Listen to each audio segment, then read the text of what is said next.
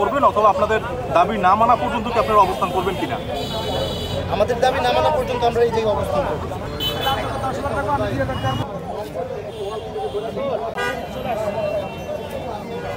তাদের যে banner placard সহ নানা ধরনের স্লোগান সেগুলো কিন্তু তারা দিচ্ছিলেন।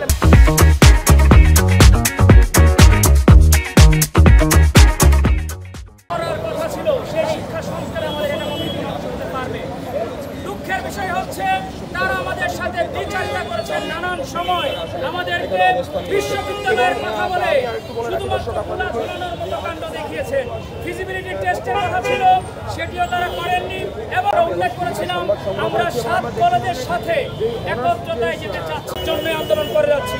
আজকের যে অবস্থান এখানে আপনারা দেখতে পাচ্ছেন, এখানে গণ অনশন শুরু হবে অল্প কিছুক্ষণের মধ্যেই।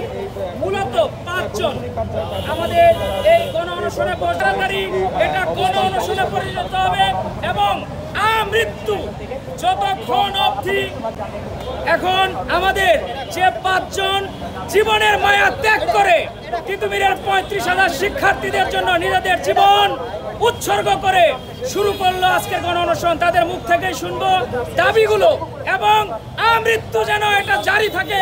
তিতুমির বিশ্ববিদ্যালয় গঠন হওয়ার আগ পর্যন্ত আমরা এখান থেকে নড়ছি না। ধন্যবাদ সবাইকে।